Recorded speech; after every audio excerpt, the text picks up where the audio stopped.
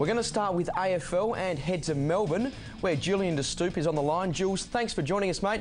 You've just spoken to St Kilda skipper Nick Riewoldt about his shocking hamstring injury. How is he? Yeah, he's in pretty good spirits, actually, Tom. He's very positive that he will get back before the end of the year. The club doctor's the same. As long as there's no setbacks, they're pretty confident he will get back towards the end of the home and away season. And as the doctor said, notoriously, Nick's a very good healer from previous injuries before, knee injuries, and he's had a couple of broken collarbones. He tends to get back quicker than the norm, so they're pretty confident if the rehab goes further, he will be back in the St Kilda side before the year's out, which is obviously good news.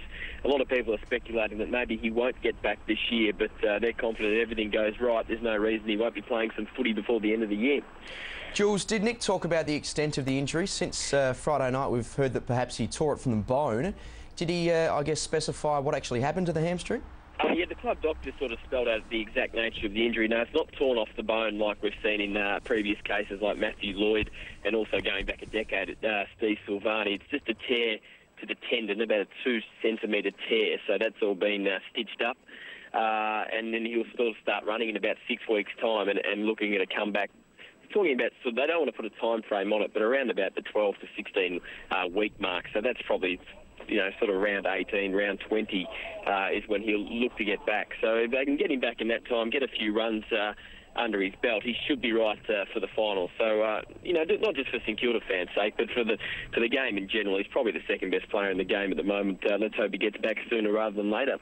Well, you mentioned Matthew Lloyd, and of course James Hird on the couch during the week said that when he was playing with Lloyd that perhaps he didn't return to the play that he was when he suffered his serious hamstring injury.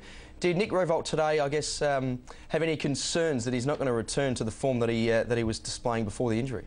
Yeah, he was asked about that, especially the way Nick plays too. He covers so much ground. He's so quick off the lead.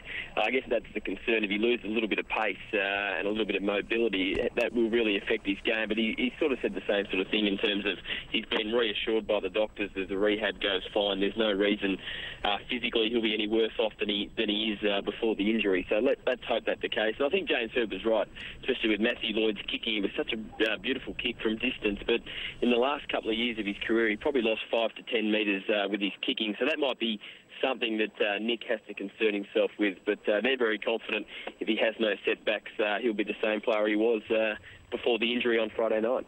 What about the Saints' top 4 chances without their main man, Jules?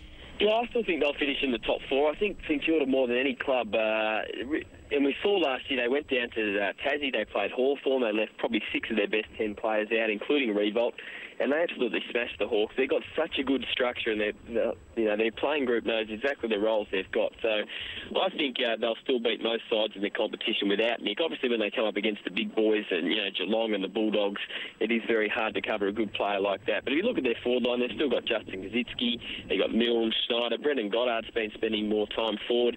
And interestingly, they're talking about maybe pushing Sam Fisher forward, which is probably a little bit of a risk given they've got such a settled back 6 and he's such an important part of that. But the way the Saints play with their defensive pressure and how disciplined they are, I still think they'll finish in the top 4 by season's end. And with Nick back, hopefully for the finals, they're as good a chance as any to take out the premiership this year.